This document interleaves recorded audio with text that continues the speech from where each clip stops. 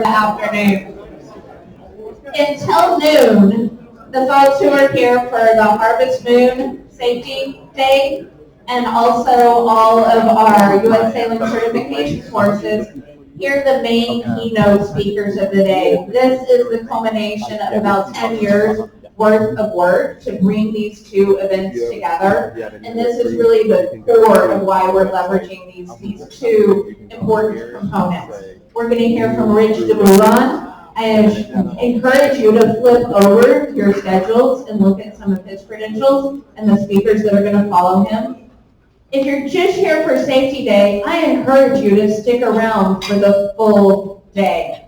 We're going to have dockside demos, we're going to have people in the water, we're going to have life rafts in the pool, and you're going to hear from these folks. It's going to be really amazing and rich content.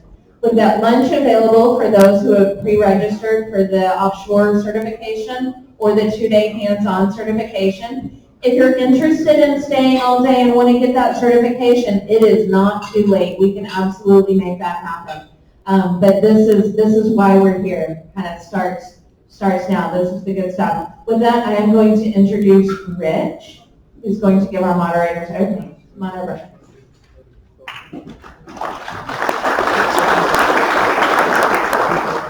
Well, thank you, Marie. Do you hear me okay? Yeah. So hold it like an ice cream cone. This is my third time down for the Ford seminar that we've held in Texas the past 8 years. It's always great to be down there. You have great crowds and really great local support for the events. We worked with Chris and Karen Lewis years ago, and this year Marie took the lead. Tulu came up with the idea, and it's just great to have a chance to talk to all of you. Hope you stay. There's a lot of good content coming this afternoon, and you can get certification for paying just a little bit more. I'm with Storm Tricycle Club, and we do offshore racing, partying, and we've gotten into safety at sea the past 25 years in a very formal way. We kind of invented the hands-on seminar. We started with kids, junior safety at sea in 1997 to prepare our kids in Long Island Sound for an annual overnight race that they sail in.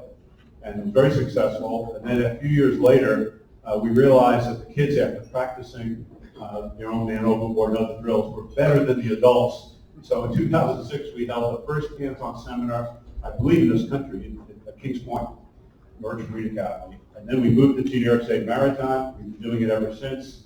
And it's now the standard in the United States for hands-on training for international certification. So it's been a long journey, and all along the way, we're the only people who put people on the water to practice drills. And from that, we've gotten the research results that Pete described, like the improvements to the lifestyle. So it's really been a lot of fun, and you guys down here have been a part. We've had 2 seminars here, one in Houston Yacht Club and one in Lake Travis in Austin Yacht Club, which was quite an experience. The lake was halfway down. How many of you have been at a safety at sea course before? How about a hands-on safety at sea course before? Okay. How many of you have sailed offshore before? Greater than 250 miles. Greater than 1,000 miles. Greater than 3,000 miles. I would guess all the hands up are licensed merchant mariners. Yeah. That's great. Storm Tricycle's approach to this is to basically train people for going way offshore, and as Pete described, the conditions you want to be able to perform like a man overboard recovery are night, heavy seas, and when the time you wouldn't want to do it. But for a lot of you guys, you're not going way offshore, you're going coastal, things can happen. Some of what we teach can be simplified a little bit. The principles don't change, they're all the same. But the specifics of what kind of man overboard protocol you want to apply, or some other safety equipment you carry a damage control kit that could repair your hull, do a jury rig in your mast, or you want to keep a more limited kit to do the basic things you got to deal with. That's really your call and the organizing authority's call. But the principles we like to approach are the fundamental principles for going way offshore. The key themes are, again, we touched on briefly before, but leadership. Leadership equals responsibility. You can't be a leader if you're not responsible for what's going on. And there's responsibilities to the owner skipper of the boat. Even if they're not the best sailor on their boat, they're the responsible party to make sure the right training, the right preparation is done, the right decisions of whether you go out to sail, continue to sail. That's really their responsibility. The other big theme is seamanship and situational awareness. These are fundamental. These values are thousands of years old, and technology doesn't change them. It changes the tools you use to deal with situations. It doesn't change the fundamentals. And that's what we're really focused on. The other question that's kind of fun to ask is, why do we sail offshore? I gave a presentation with a guy named Steve Callahan, who wrote the book 76 Days. He was in a raft alone 76 days and survived. And he calls the ocean the world's last great wilderness. And that gets him going. A lot of us may feel the same way. The other historical figure I heard was George Mallory in 1923. Might have gotten to the top of Everest, no one will ever know. But when he was asked why he tried Everest, he said because it's there. So maybe there's a little bit of that. But there's also the fun, the beauty, the companionship, the teamwork, the adventure of it. I think we all share that. So I'm going to go into this is a moderator's presentation. You do this to start every seminar to kind of set the table.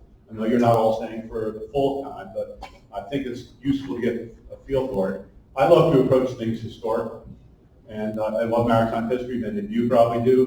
So this sounds probably a little bit like Mel Brooks' type presentation, History of the World Part 1. We go through a lot in a short time. So let's, is your equipment working? Okay. We have a lot of sponsors who help out our seminars. A lot of equipment you'll see came from them. That's our Storm Trysail Sink Diversion. We started this program 6 months ago. We awarded any member or anybody attending one of our events who does some good act of seamanship. It doesn't have to be massive, but it's got to be a nice step forward. Our first two awards went to Chicago people rescuing jet skiers.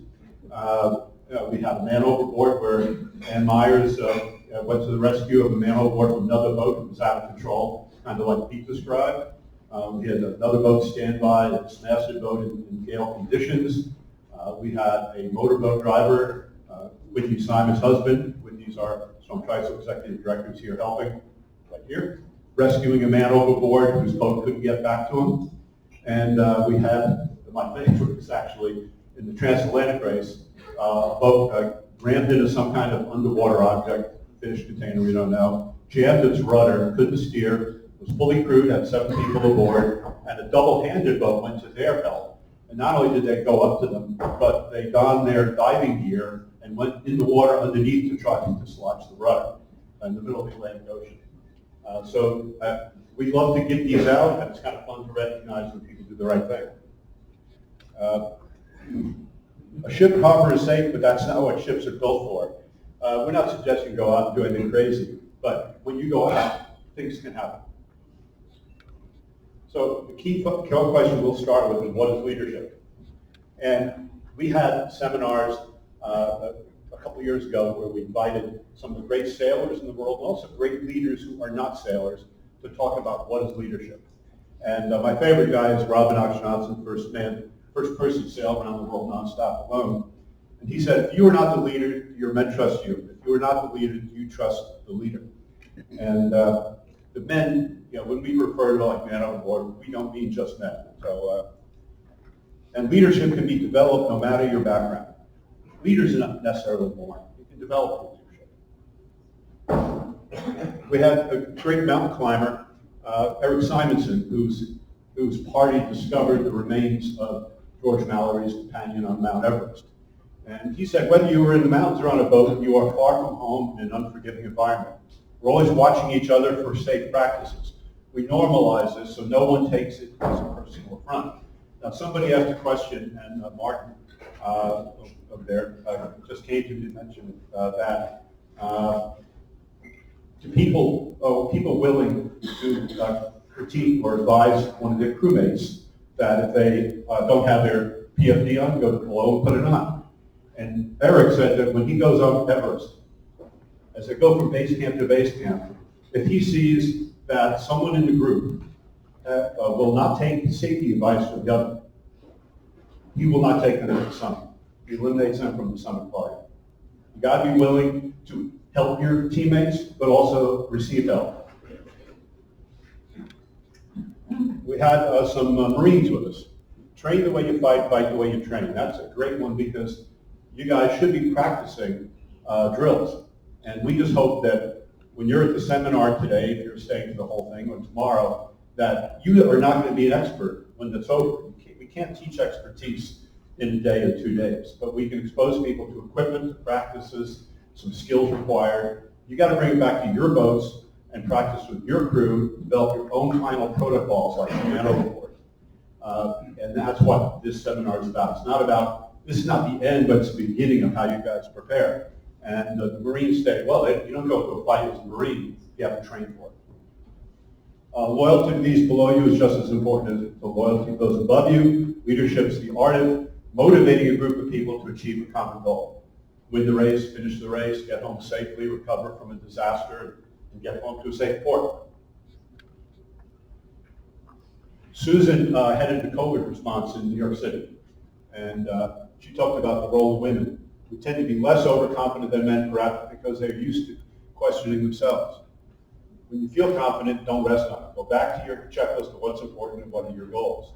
The most dangerous person is somebody who assumes they know everything and isn't open to advice.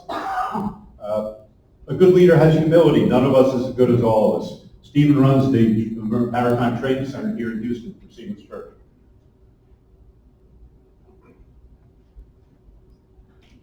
The Navy pilot. The key for me is knowing that I am not the smartest person in the room, but my team makes that up for me. Bad leaders don't know what they don't know. And the captain of a nuclear sub. Good leaders develop their replacement. Bad leaders do not. And if the leader goes down, things go into a death spiral.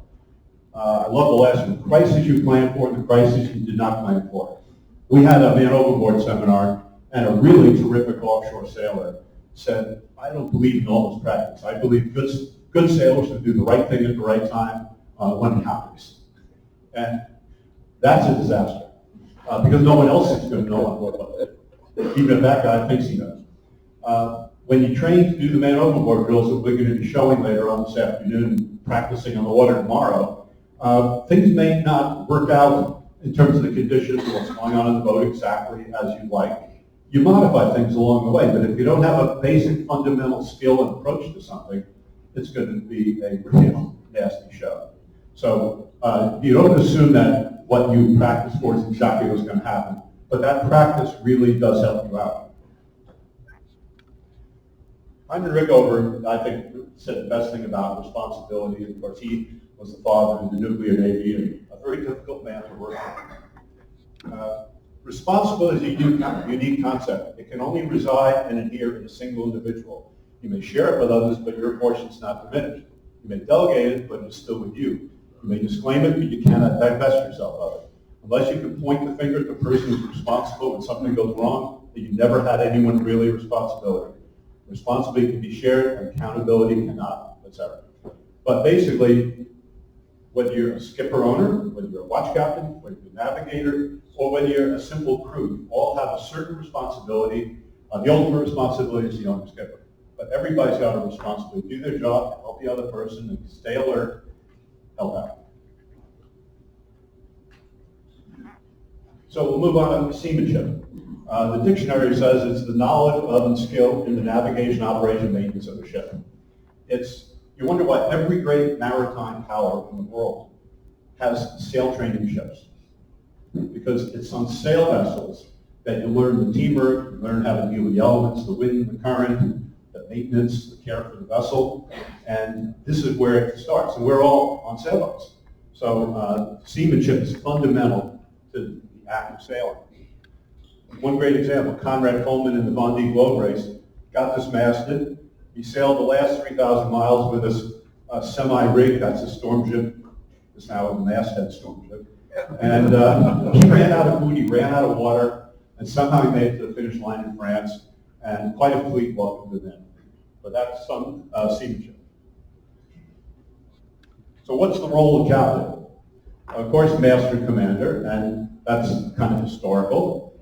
It's absolute power, total responsibility.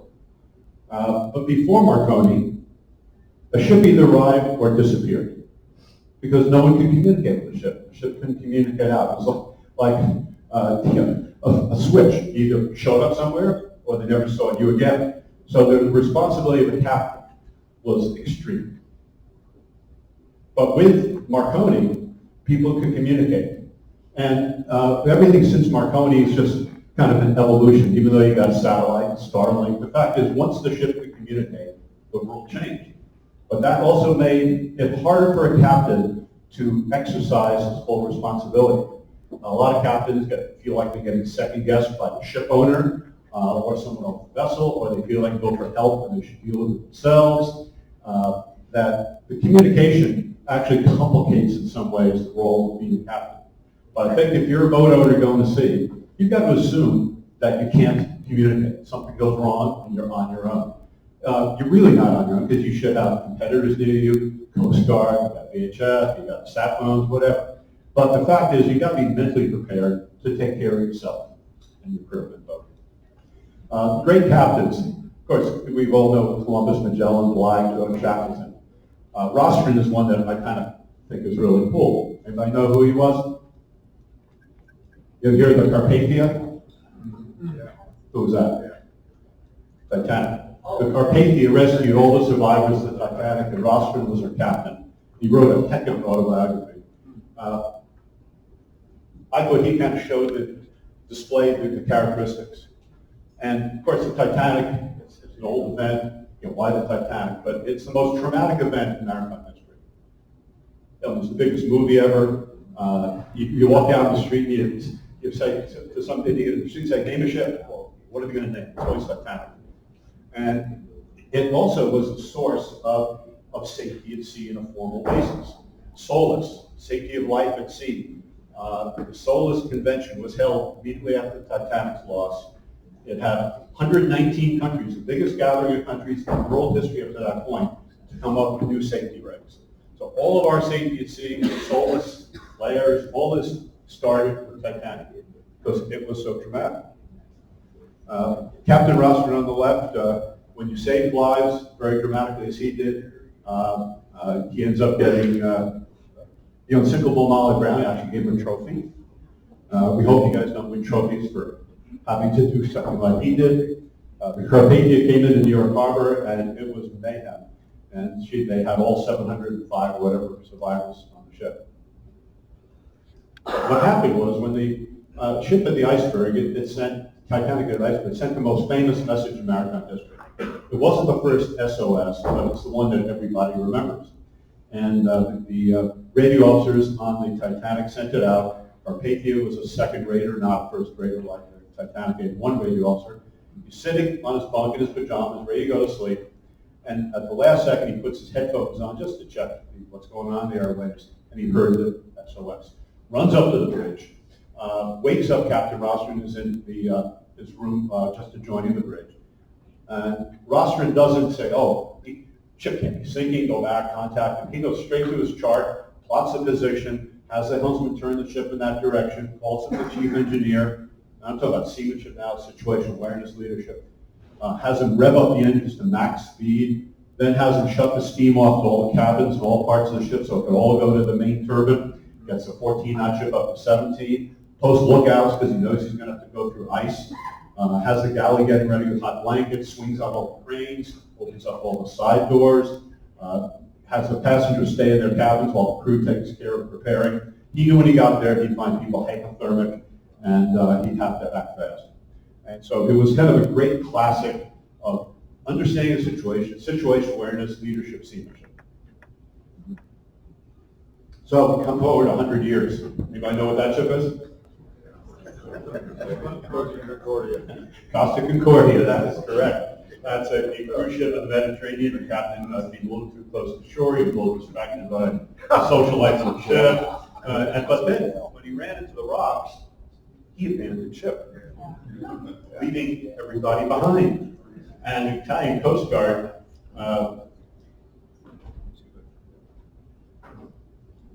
let's see if you can hear this.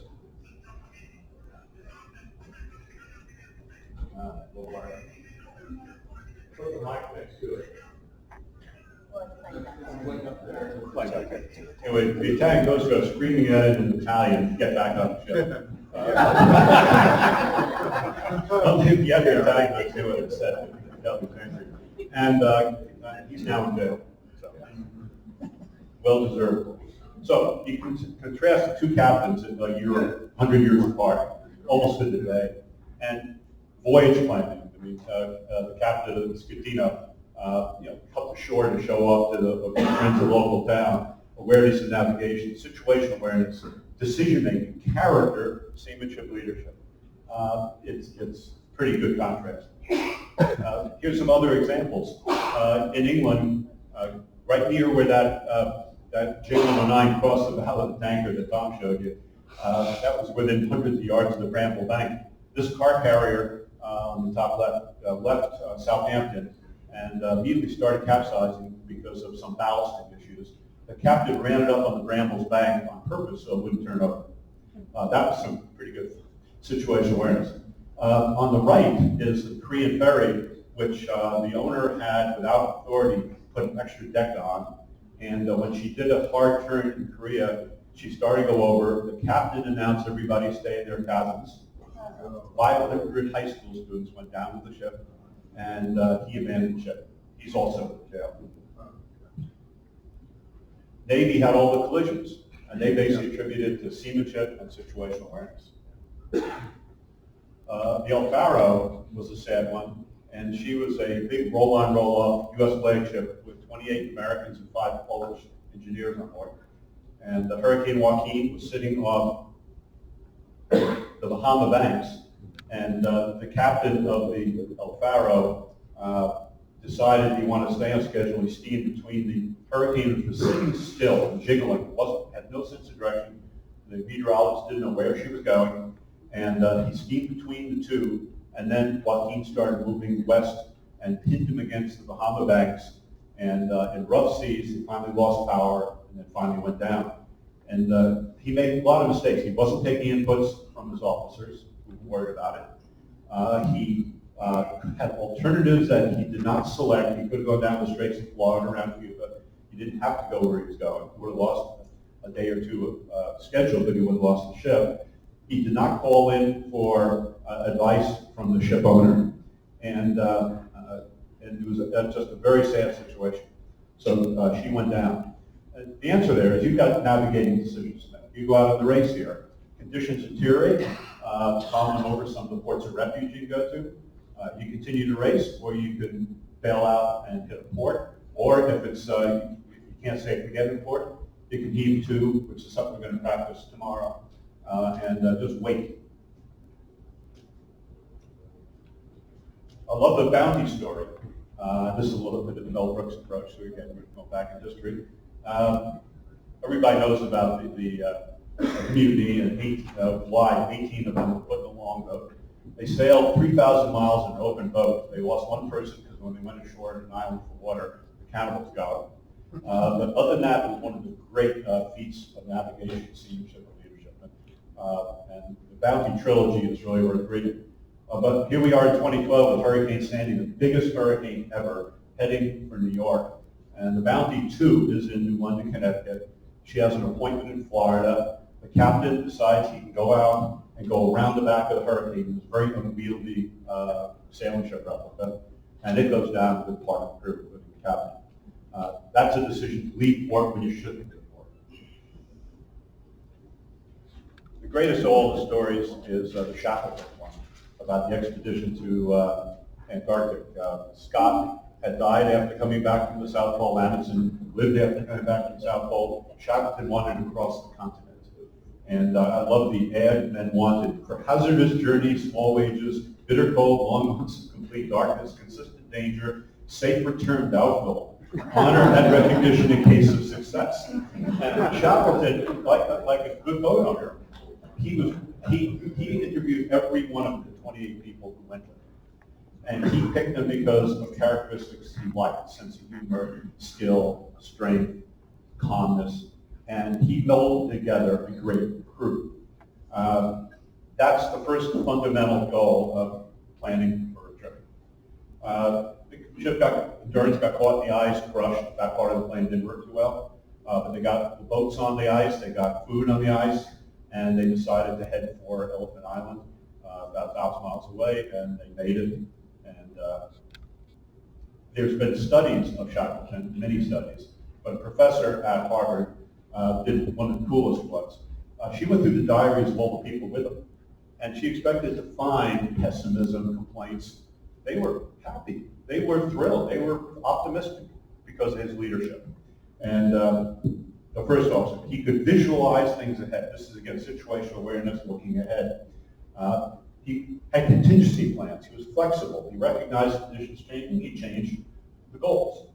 I mean, the one goal was to cross the Antarctic. The next goal was to get to Elephant Island. So he was able to keep people motivated. And the other one I liked was the optimism. Always ready to alter his plans, make fresh ones. Meantime, laugh, joke, and keep everyone's spirits up. He inspires optimism in everyone. The year and whatever down on the continent and the trip certainly aged him a bit. But a leader is a dealer in hope. So Shackleton's way is known among leadership circles and motivational circles as a method of how to lead. And it can apply to business, it can apply to a relationship, but it's a great one to keep in mind for sailing. Preparation planning, selection of the team, share a common goal, mutual trust, respect, honesty, empathy, understanding people, communication up and down the chain of command, situational awareness, adjust plans to change circumstances, accept responsibility for mistakes and move on, crisis response, calm, confident, step by step. We call it stop, think, act. That'll come up during the overboard. Instill optimism, resilience, never give up. I've got to go through some of the routine yachting disasters, but it doesn't all end as a disaster. But 1979 was the famous Basset race over England.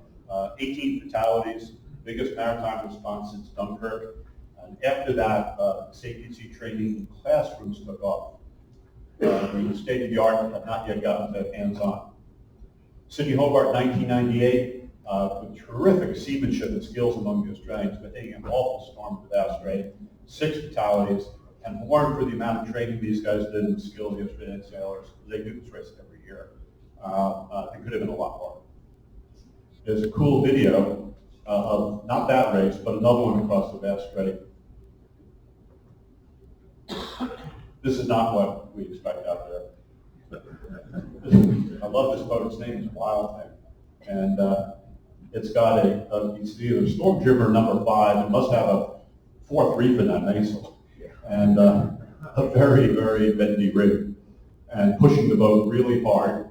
So one of your choices during the races, if conditions deteriorate and you're slamming, just slow down a little bit. Think of the boat, think of the crew, think of the rig. The other is, if you want to have some backstay on it, so the mast has a little bit of bend or pressure on it, but you don't want to compress the hell out of it. So there's all kinds of ways to deal with heavy weather. When you look at this, you can switch to golf. Anyway, so the community response to Basset Hobart, safety at sea training, vessel design, required equipment, that's evolved over years, communication has evolved, and organization and response. All these disasters, like throughout history, result in change. 2012 was a bad year in California. The Farallones race kind of exemplified a lot of things I've been talking about. Crew of 8, the owner skipper, a nice guy, but he had a local pro on board, and he basically abdicated his role as skipper of the boat. He didn't insert himself in key decisions, and he kind of let things happen. And sadly, there were 5 fatalities. The race goes out of San Francisco Bay and around the Farallon Islands, and you can see these track courses. You can see the red one was speed chase. She cut the corner, and there are big swells coming out of the Pacific, and when swells hit shallow water, we know what happens. And they got too close. Some other boats got close too, but they happened to cross the corner in between swells, in between series of swells. But low speed chase got rolled, dismasted, and cast up on the rocks. And that's what she looked like. The 5 people who died were not tethered to the boat. The 3 who survived managed to stay on the boat. They had all the safety equipment, but they weren't all wearing all the equipment. They weren't using all the equipment. And it was a very, very tragic case. And I only did this because it personalizes the thing, and none of us want to be involved, as Pete said, in losing a friend. Lack of situation awareness, knowing they were crossing a shoal area where the seas could break. Poor navigation, complacency, improper use of the safety equipment, leadership seamanship. Now, it's all not bad, and I'm going to get to an optimistic one, but thinking down Pier Well, Fastnet, City Hobart, even Ireland, that's far from here. But if you remember back 8 or 9 years ago, the Dolphin Island, Mobile Bay, 6 people lost. And I think it was last week, of all places, Lake Tahoe, a powerboat with 10 people goes down the lake, and a vicious cell develops and hits the lake. And they've left Emerald Bay, which is very protected at the leeward end of the lake, headed out, realized the weather was deteriorating. They turned around and went back to Emerald Bay. Great. They waited about half an hour. They thought it was over. It wasn't. They went out. Nobody's wearing PFDs. And they got caught. And they got basically swamped and then rolled over. And they only distributed PFDs when they saw the water coming over the side of the boat. And 8 out of 10 were lost. Lake Tahoe. That's a worst U.S. maritime yachting thing I can think of. And it just happens. So it can happen anywhere. Here you've got the threat of basically thunderstorm development. But the good news, Fastnet Race 2011, I was on a boat named Carina. We were part of the American team. The other one's Rambler 100. And it was a great race out to Fastnet Rock and back. Now it finishes not Plymouth, but in Cherbourg, France. I was over there this year. This year we had 444 boats. Unbelievable race. 7,300 starting line. You can see the starting lines up here. This is the open 60 class. There are about 30 of them. Of course, the Frenchman port tax fleet. They're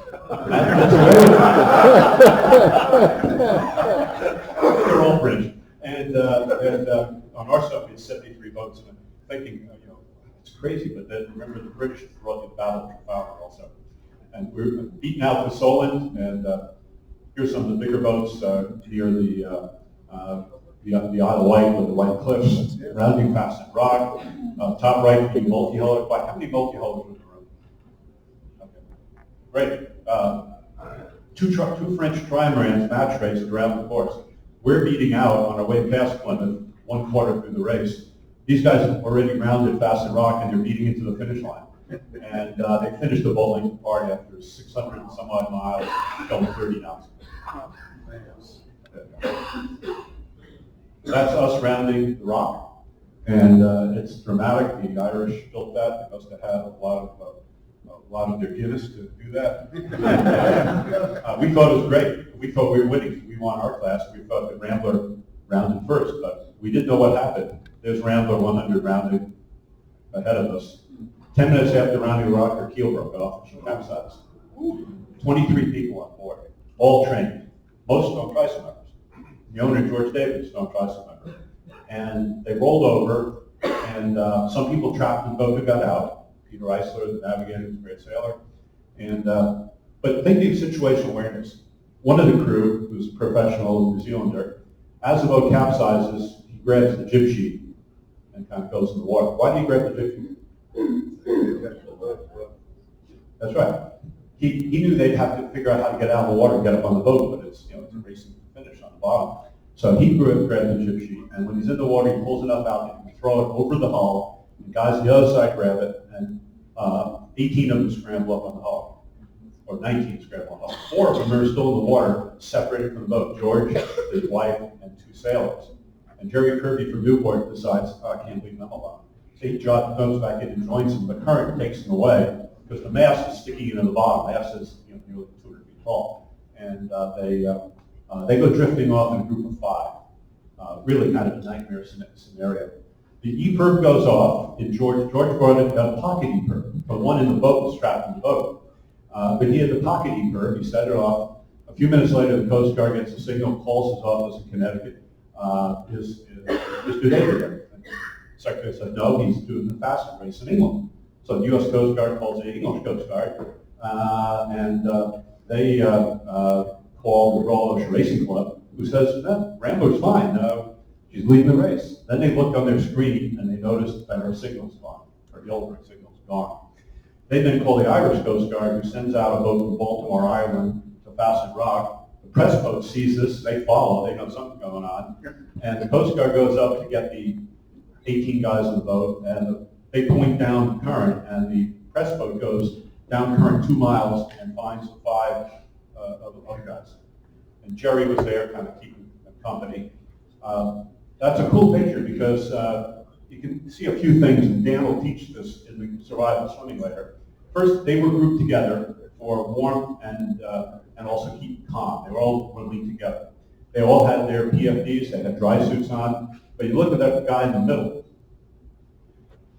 Now, what do you notice about him? What's wrong? That's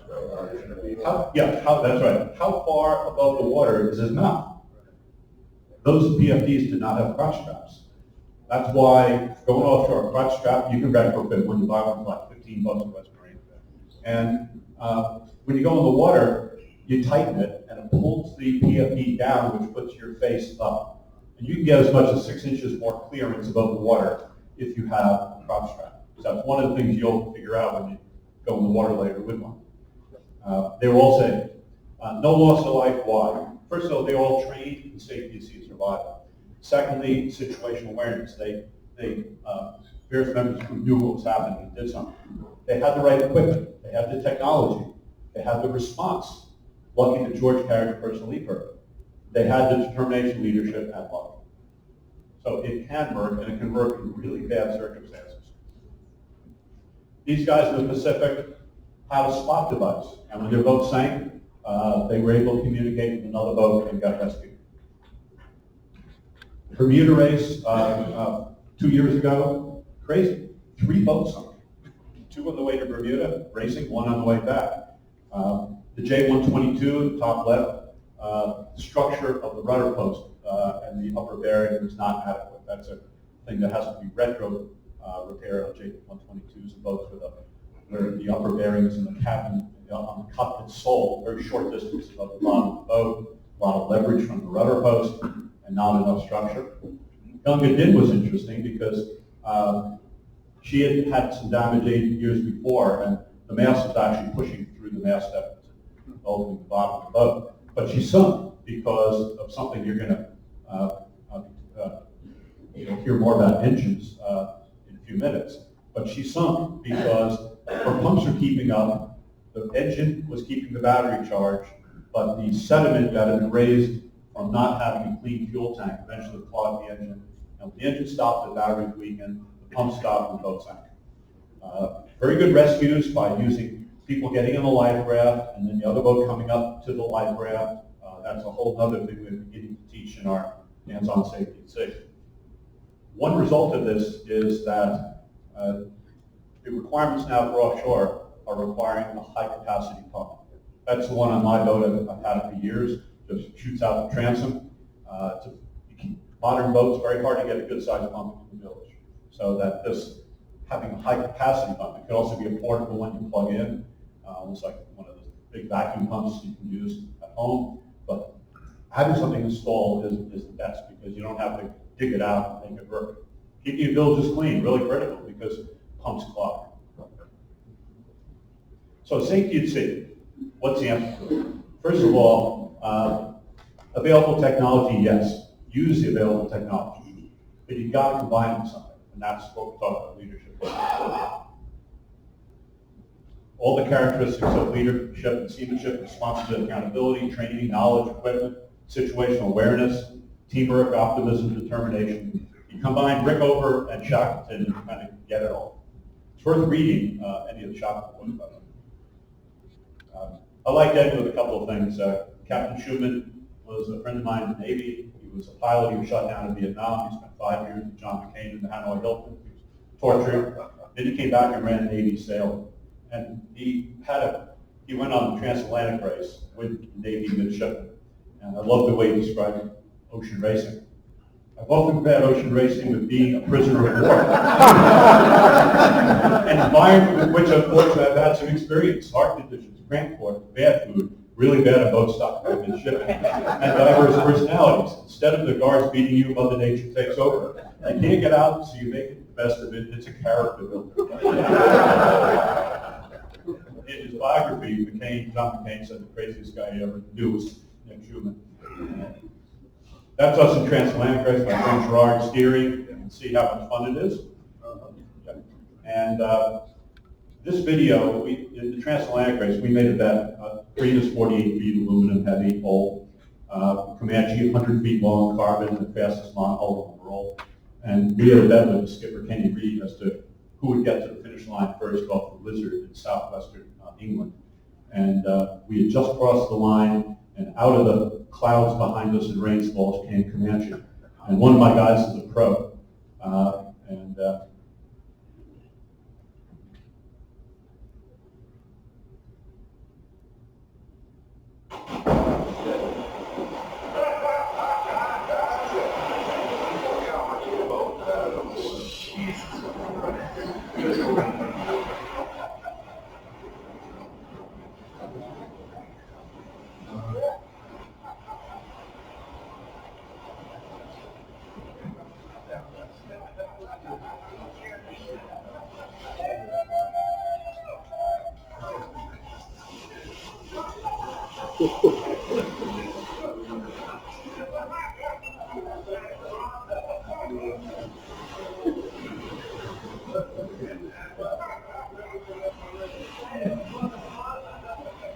We were going to 12 knots, she was going 30. We won the case of beer for beating her in England. I forgot to add, though, we started 7 days before them.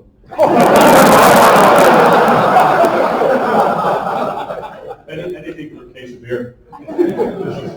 The Coast Guard's with us today, they'll be talking a little while.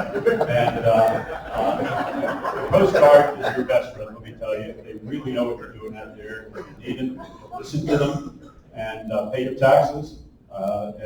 These guys are great, and we get a lot of benefit also by using their rescue swimmers to help us with our evolutions. You'll see some of that if you stay over here. This is the life sling that Pete was showing you before. That's a result of all our experimenting and practice at our seminars. Nice improvements to make. 2 fixed flight lights. It costs you $12 each at West Marine. The tape costs you a few bucks. You just wrap it around your rope. Makes a huge difference. The knot is what you should put about 10 feet up from the life sling. So when you pull the man overboard towards you, you can clip the halyard on, pull him out of the water. All kinds of things that are easy to do. We're also going to demonstrate how to get somebody out of the water who's unconscious, something that's really hard. It's impossible if they don't have a PFD on because you have no attachment of grab points. Colin Golder dies in the Bermuda race, no PFD, and the crew couldn't get on board, and it was really sad. We're going to demonstrate all that. This is a long one, but this is the man overboard protocol we have on Hound, which is a 59-footer we took transatlantic this year, and it's a result of tons of practice. Make your own. And we have all these on the website, and they're in the book, the pamphlet you guys have given from the Strong Tricycle Club.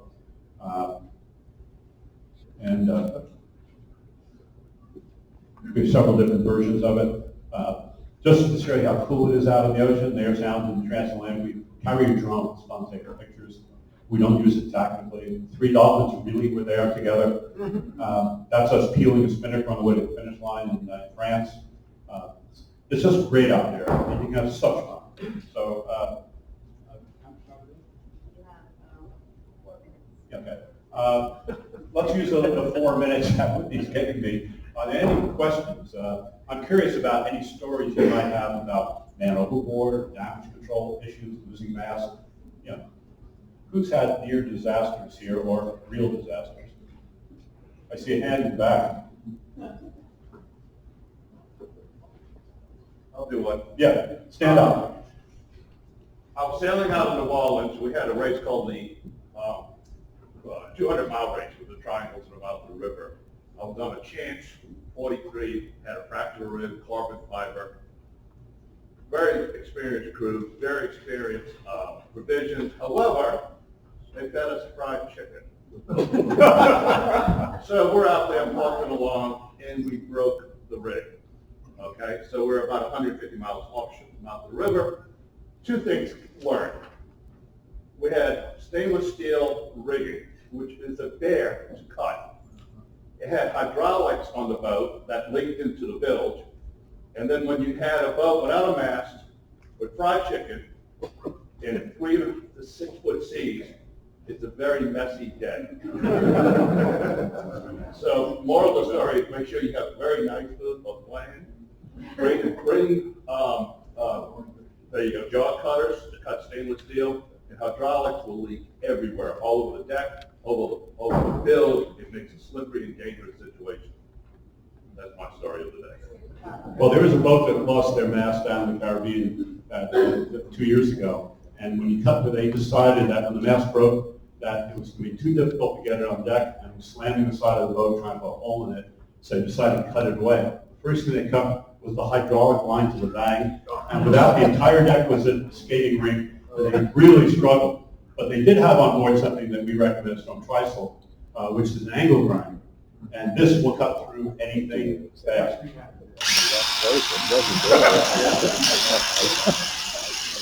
Hacksaws and the other rig cutters have, but also hammering the pins out. We're going to cover this in damage control afternoon. Okay, if your mast goes over the side, and you have rigging everywhere, what do you cut first? The loose rigging or the tight rigging? Loose. Why? Exactly. If you cut the tight rigging, everything's going to shift, and people are going to get hurt. Okay, mast goes over the side, what's the first thing you do? Check your crew. Check crew. You could very well have people in the water. That's more important than cutting the rig, is getting them out from under the rig. Okay, thank you very much, and I hope you can stay this afternoon. We'll see more of you. Captain David Jones, right? Captain David Jones. He's going to tell you how to keep your engine going. Okay? Thank you so much. I'm speechless. And with that, we're going to turn it over to Captain David Jones, who has condensed what he will give in a full day's worth of lessons into a very unreasonable 30 minutes here for us. So we really appreciate it. We think it's super important. Come on up.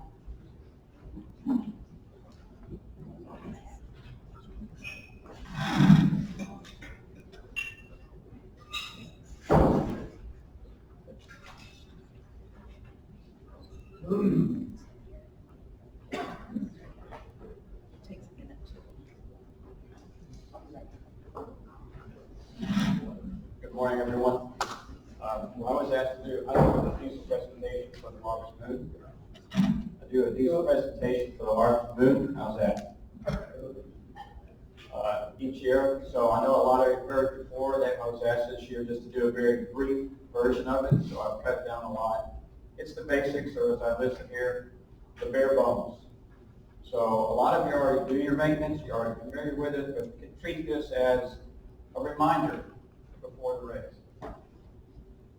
All right, so quick thing, I am a licensed captain, et cetera, and I am a retired engineer, so I kind of dig into things, out of curiosity. That's how I got into the engine thing a long time ago. I do teach an all-day class on diesel engines aboard people's boats. Hope some of you might be interested in that in the future. But, okay, back to the point. We all love to sail. But when the wind dies, or we need extra control or power, the engine can be critical. Like, in this case, when you're entering the Port 8 channel. How many here have already done this race and gone to the Port 8 channel at the end? It's a little crowded sometimes, unless you're in first place.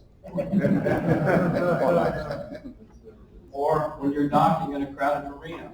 So all of you are entering the Port 8 marina, and it is a parking lot. So again, unless you're first. Or when you're navigating on your way, perhaps just out on the way back, you take the intercoastal waterway, the ditch, and there's a lot of barges there, there's other boats there like yours. The wind comes up, a little storm comes up, you want that engine to work for you because your sail isn't the thing to use at that moment. So these are the parts that I'll cover briefly, very briefly. The fuel system, the cooling, the lubrication, and the electrical system very briefly. fuel system, just to remind everybody, the basic, I'll say this is a basic diesel engine system. Fuel over there on the left side is in the fuel tanks on the left. Fuel is pumped up through the primary filter, which is typically mounted on the side of the engine compartment. It goes through the fuel pump, is what's actually pulling it through onto the secondary filter, through the injector pump, through the injectors, and some of it eventually makes its way back in the tank if it has some excess, or it might be routed back to the secondary filter. The critical thing for you to do is, before this race, is to make sure you've changed your filter recently or between now and the race. One little point that people overlook, I have a note on the bottom there on the left, which says something about hose clamps. The line that goes from the fuel tank to the engine is under a vacuum. And a very small leak in that line can prevent the fuel from getting to the engine. Think of it this way. You're at McDonald's. You have a straw, you're in a Coke, and you're drawing it up in the Coke, and someone comes along and pinches a hole in the straw. You can't pull it up there anymore because there's just air coming in instead of the Coke. In the same way, the engine cannot draw the fuel from the fuel tank if there is a leak, an air leak. As simple as tightening your hose clamps on those lines will save you an immense amount of grief if it happens at the wrong time. So especially the hose clamps at the fuel tank, on each side of the primary filter, and at the fuel lift pump. That's the vacuum side. All I ask you to do is, when you change your filters, simply take a screwdriver or a wrench and check that your hose clamps are snug. I've seen it more than once where it's been a problem for people, and that's all it was. It didn't require a huge amount of knowledge or experience. I want to mention what I call crud. Everyone who's seen me do this presentation before has probably seen me talk about crud, or what's in your tank. All right, so the typical what's in your tank, there's crud. There's fuel, because you put the fuel in the tank. Well, that's great. There's also water in your tank. You say, well, I didn't put water in my tank. Well, of course you did. You just didn't realize it. There could have been water at the supplier of the fuel where you got at the fuel dump, gas station, whatever. Or think about, we have the humid air here. Very humid air here. And so the net result is we have a vent hose on our fuel tanks that lets air into the fuel tank. It's required. And so naturally, as the evening comes and gets cooler, the day gets warmer, the humid air gets into the tank and leaves water in the tank. So you will have, I'll guarantee you, 100% of you have water, some amount, in your fuel tank.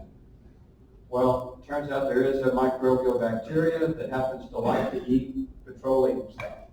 It loves diesel fuel. It also needs water to survive. So we provide the perfect, I'm not getting too close there. We provide the perfect environment for the bacteria to grow right between the fuel and the water. When they die, these bacteria fall to the bottom of the tank. Now, these are tiny microscopic things. It takes 1 million, 2 million of them. They provide a carpet of crud at the bottom of the tank. What happens? Rough seas stirs it up. So you go out here all year long, sail in the bay, no problem. Because the bay is 1 or 2 feet waves. Okay, so now it's your first time. You go offshore outside of Galveston, and the waves become 4 feet, 5 feet, 6 feet. So now you're a blender in your fuel tank. You're stirring up all of the crud that was sitting peacefully in the bottom of your tank. What happens? It clogs up the filters. Something like this. So the little filter cartridge on the left is nice and new. It's all white. It's beautiful. What's on the right is a clogged filter. When it gets full of that crud, the fuel cannot go through the filter, or what little bit gets through, your engine runs really rough and may die at the worst possible moment. So pay attention to your filters before this race especially. Just a reminder, they look something like these things on your boat if you haven't done it before. On the left side, there's a couple of primary filters and the cartridge that goes in, at least one of them. On the right side of the slide is a metal container. That's what's typically on your engine. It's a metal container because the engine gets so hot. Down the far right below is the kind of filter you might find on a larger engine. It looks like an oil filter, but it really is just a fuel filter that spins on. If you go to the store, if you haven't bought them before, they'll ask you what size you want, what microns. Well, that's the size of the particles. So you have 2 and 10 and 30 micron filters are typical. So 10 microns is pretty common for your primary filter. The 2 micron is typically what the manufacturers have on the engine. The 30 micron is for very large particles. I'll typically see that with large power boats where they have a 3-stage filter, all 3 levels. Someone asked me once how big is a micron. So I looked it up, and in actual fact, I had to find something. So a grain of salt, one single grain of salt, tiny little grain of salt, is about 100 microns. So 100 of a grain of salt is pretty small. That's what you're trying to keep out of your engine so it'll run. I say here change at least once a year. Do it more, but at least once a year is my opinion. It's up to you. But certainly before this race, make sure you've done it recently. Okay, that was a very quick fuel system. The cooling system. In our boats, typically, we have a 2-part cooling system. Fresh water, which is where we have our antifreeze, and we have seawater cooling system. Now, if you look at the purple part of it, that's a freshwater system. It's kind of like our cars or trucks. There's a freshwater pump on the outside of the engine that pumps the antifreeze coolant through the engine, goes out the top of the engine through the little red thing there, which is a thermostat, into what's called the heat exchanger, which is basically just a can. That really, really hot water goes around those pipes of the heat exchanger, which are cooler pipes, and it goes out the top and back to the engine and circulates and so forth. The question is, how does it get cooled? This is important for your maintenance. The coolness comes from the cool seawater that's circulating through those pipes in the heat exchanger. So, part of your maintenance, keep in mind that where does the seawater come from? Under your boat, that's where it comes from. You have the thing called the scoop strainer, which is just a grill under the boat. The water goes through the seacock valve, which is normally open when you're running. Then it goes through the strainer, called the raw water strainer, a simple basket filled with a grill in front of it, or in it. That water goes through the raw water pump and onward into the heat exchanger through those pipes. So it comes into the heat exchanger, it's cool water, picks up the hot heat from the engine water, and goes out the back as red hot water to your exhaust. For maintenance, there's really 2 primary things you need to do. The scoop strainer needs to be taken out, taken on the dock, get up a water hose and just wash it out. You'll find barnacles, guppies, seaweed, little stuff. But that needs to be cleaned out. The second thing is, in the raw water pump, is an impeller that has to be looked at, checked, and replaced periodically. I'll show that in the next slide. So don't forget this. When you remember that the scoop strainer and the raw water pump are typically below the water line of your boat. If you open them up, randomly, water is going to come into your boat. So you have to close the seacock valve to check those. The biggest mistake I find people make is after they've done the maintenance, what do? They forget to open the valve again. So suddenly their engine, little alarm comes on, and like, I just did this work, why is my engine overheating? And inevitably someone runs downstairs, down below, opens it up, and lo and behold, everything's good. So don't forget to always put it. All right, reminder on the seawater pump. This is a classic, typical one. Inside the pump, there's rubber bank, a little thing that spins around and around, and the rubber bands pull water in from one side and pushes it out the other. The bottom is one that is not the only one I've ever pulled out that looks like this. This is one of the boats. This one has about 3 good rubber banks left out of the 12 that were there originally. These things just wear out over time. And so this particular one was very marginally cooling the engine if it was doing anything at all. So when to replace it? I say at least around here, at least look at it once a year. Open up the cover, look at the thing. If it looks suspect, take it out and replace it. Or if it does not look suspect, take it out and replace it. I just can't tell you how many bad ones I've seen over my career at this point. So please, what I did once a year at the very least was I would pull the one out that's there. I'd check it, I'd feel it's pliable, it looks good. It goes into a box. That box is labeled used parts, but good. What they're there for is an emergency backup. That's all, just in case. And I throw the oldest one away. And then put a new one in. So I always start fresh. It's a simple thing to do, doesn't take very long, and it saves you a lot of grief. On the lubrication system, oil and so forth, simple picture, there's like any engine, there's oil in the bottom. There's a pump that pushes it through the oil filter on the right, up through all the parts of the engine, back down and around again. Simple as that. The things that you need to do is to change your oil every so often. So how do we get the oil out of it? Well, typically the engine is so low we can't get to the bottom, so we extract the oil through the dipstick.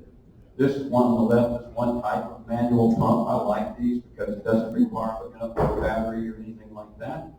But as you pump it, it creates a vacuum in it, and you have a plastic tube into the dipstick and it pulls it out. The important thing, no matter what type of extraction pump you have, don't do it when the engine is cold. Cold oil is very thick. It'll take you an hour or more to get it out, and it won't pick up all the debris in the bottom of the oil pan. Run your engine for like 10 minutes or something. Get it warm. You'll find the oil comes out much easier, much quicker, and it also picks up any kind of dirt stuff that's in the oil pan. On the far right at the top is a typical oil filter and an oil wrench you should have available. The oil absorbing sheets or paper towels, I don't care, but you want to have those under the oil filter when you take it off, because it's typically horizontally mounted. When you take it off, the oil comes out. What happens if the oil drips? Where does it go? The bilge. And then when the water in the bilge gets pumped out into the ocean or the lake, the Coast Guard comes along and says, bad boy, here's a fine. You don't want to do that. That's bad for the environment. So make sure you absorb, have some things to absorb the oil. Critical thing on the oil, if you have a diesel, which I think most of these boats will have, is make sure you're buying oil that's labeled for diesels. Not regular motor oil like your gasoline engine, but oil for diesels. The difference is oil for diesels is formulated for the higher temperatures and much higher pressure in a diesel engine. I don't care what brand, make sure it says for diesels. Don't forget, most of us forget because it's out of sight and out of mind. At the back of your engine is a transmission. These are some small little things, you can ignore it. No, don't ignore it. Every so often, every year, every 2 years, 3 years, whatever your manufacturer might suggest, you should change that fluid. Now I say fluid, not oil, because these transmissions might have different fluids in them. Typically, if you're lucky, they'll have a label on the engine that says what kind of fluid. It could be something like SAE 20 or 30 weight motor oil, like in your car, or it could be ATF, which is automatic transmission fluid. It takes very little, but you should check it. There's a small dipstick on the top of your transmission. Check it before you go again. You don't want a failure of the transmission, or you might need to go. And getting finally to the electrical system very quickly. The simple picture is we have a battery or battery bank. We have a bank battery switch that lets the electricity get to the rest of the boat.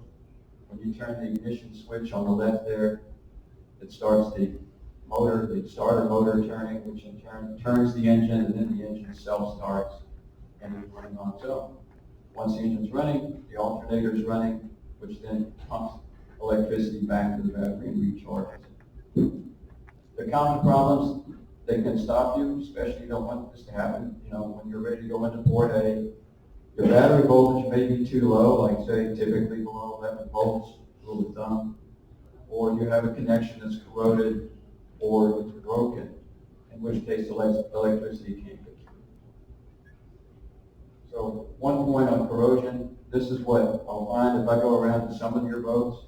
It won't be as bad as this, but on the top of the battery, you get corrosion periodically on the cable.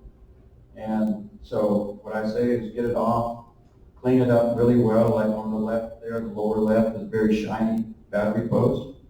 And when you put the old cable that you cleaned up back on, or put a new cable in place of it, spray the terminal with some battery terminal spray.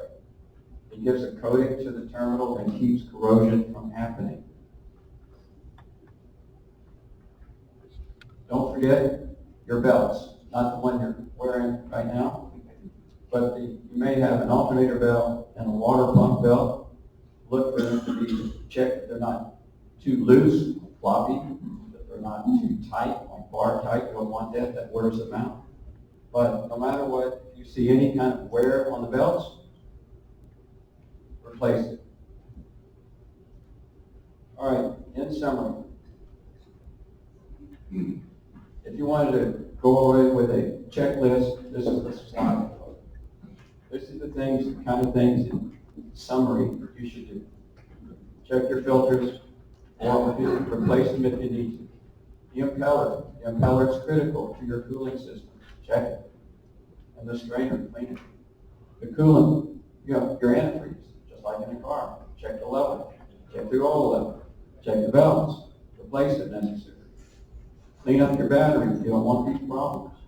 The transmission's got some fluid in it. Something I haven't mentioned is your seacops. This is simple. People forget about the seacocks. They have a handle. What happens if you don't periodically exercise them? They get frozen, they get corroded. And in an emergency, when a hose breaks, you can't shut off the water flow from outside. So I suggest that every few months on your boat, just go around to each of your seacocks and give it a turn of the handle and put it back. That will prevent the corrosion from happening and make it so that you're safer. In all cases, I say, follow your manufacturer's recommendations. Okay, on this race or any time, you should have these things on board as well. Extra fuel, a funnel or something to make sure you don't spill the fuel overboard, some extra oil, and the tools and supplies. There's nothing worse than saying, I need to tighten this bolt, and you don't have the right wrench on board. You can just stare at it. So please, make sure you got the tools that you need on board. Don't ever say, oh, I left it in the garage at home.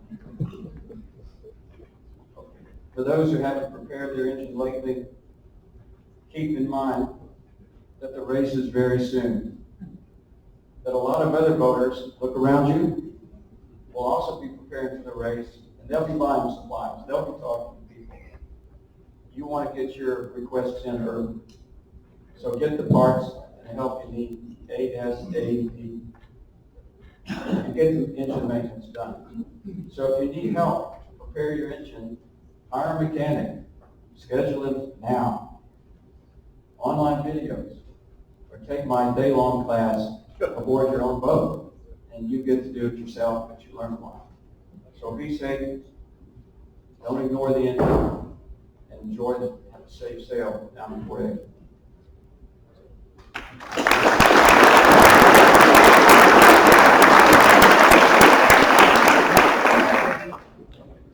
You're great on time. she said I can take any questions. Usually you guys are smart. Throw it out there if you have some questions. I'll try. There's one. You have a recommendation on engine hours for things like On engine hours, I'd rather. What was the question? But I'd like not, the question is, do I have any recognition, how many engine hours before you change the propeller?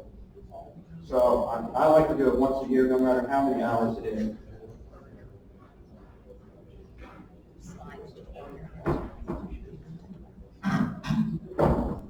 I'm going to say the best thing is to look at your engine manufacturer's manual on that. If I say something I'm wrong, then it's my fault. Right, there's one back there. This is more of a comment. I recently refitted a boat for a cruise, and I ended up buying a filter that looked exactly like the standard Raycor 500. It wasn't. It was a cheap Chinese knockoff. They don't work the same. I learned that the hard way. Be careful about what you buy. The Raycor is going to cost you $225, maybe $250. Cheap knockoff, buying secondhand on eBay for like $50. Still waste your money. Because spend the money on the Raycor to be safe, and you'll be happy. Good point. Another comment, the only time I've had an engine bogged down for fuel starvation, going into a busy marina that I'd never been into. Turned out it was not the filter. It was the pickup tube in the fuel tank itself. And it took a while to troubleshoot that. I just got it cleaned out yesterday. I pulled out, removed the fuel sending unit in the tank, and pulled out about a half a cup of stuff with the consistency of wet sawdust that plugged that tube. Just originally you assumed it was a filter. What's happened in the tank is just Yeah. Seen it? Yeah. Anybody else? I don't want to Question. One more question, yeah. Captain Davey, how often do you recommend polishing the fuel tank? Polishing fuel tank is having the fuel tank cleaned. And I suggest that when you buy a boat initially, a used boat, I suggest that you hire someone to clean the tank, polish the tank. They come out with a very high pressure pump. It's part of my regular class, I talk about it, but they pump your fuel out to their equipment where they filter it for about an hour. They do that. It stirs up everything in the tank and it collects in their filter. It's an excellent idea about every 3 to 5 years, I'd say. Just because our humidity causes water in the tank. Yeah. And one more, this is, I don't know if Chris Lewis is in the room here, but we were delivering his J44 from Galveston to Key West, and we arrived, of course, at 2 o'clock in the morning in Key West and tried to turn the engine on. The engine comes on and then dies. And we look at the filter, everything, nothing out of the ordinary. What we found in the end was that there was crud in the little brass elbow immediately upstream of the Raycor filter. So that elbow was a better filter than the filter itself. But the only way we could fix it at the time, because we didn't know what it was, is when in doubt, bridge it out. I think that's so we just bypassed the Raycor filter and it actually worked. But that was, of course, not a good. I don't have the time to talk about all the stories that I've seen, but I will say along this line of thought, I was delivering a boat one time, the very last, pulling into the dock with a strong crosswind on a T-head, and the engine stopped about 1 boat length away from the dock. We finally managed to get it docked, won't go into that thing, but I checked, and yes, one filter was clogged. The owner had not done any maintenance on it, and it turned out that was all it took, was another filter. So it can happen in the worst possible moment. I keep that in mind. Please do the maintenance and don't have these problems. I'm very grateful for the information in your presentation. My to-do list just got longer. Actually, Larry Wise, your to-do list just got longer with the mention. Our next speakers, I'm just so honored to have her with us. Daniel Kellum and Ash Reed Krause. They're both ASTs with the U.S. Coast Guard. I can't begin to describe what they're going to talk about, but we've got some gear we're moving in here.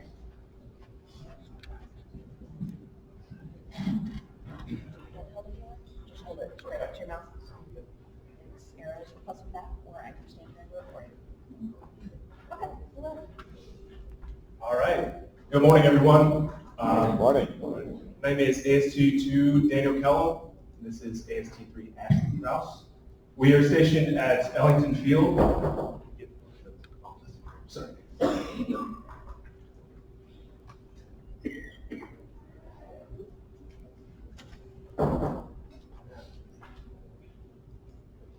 I've been in the Coast Guard 13 years in March, and I've been a rescue swimmer about 12 years so far.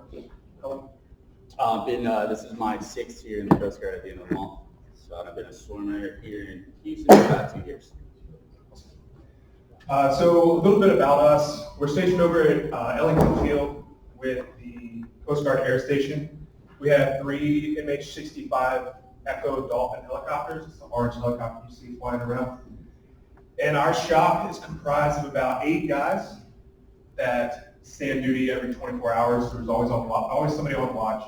We have a helicopter crew always standing by. Just a little area familiarization for us, for those of you who don't know, because I know we're not always going to be in Texas. We're sailing around. These are the air stations that we have in the Coast Guard currently. Well, not Brooklyn. This is an older map, but you can see down here, this is us. Hopefully you all know that. We have 365s New Orleans. That's our next air station to the east. And they have 3 MH-60 Jayhawk helicopters, a little bit longer range. And they cover a lot of the Gulf. And then Corpus Christi to the south, they also have 65s, and they also have C-144s, it's like a C-130, just a little bit smaller, like a medium-range surveillance aircraft. They'll sometimes fly out in advance of us. They have a very advanced FLIR, night vision, thermal system that they're searching, and they can find people, vector us in, and give us cover while we're further offshore. Like I said, these are the types of aircraft you might see. This is our 65. This is what we have in Houston. Like I said, we have 3 of them. The 60 Jayhawk up in the top, a little bit longer range, external fuel cells, and then the C-144 down here on the left.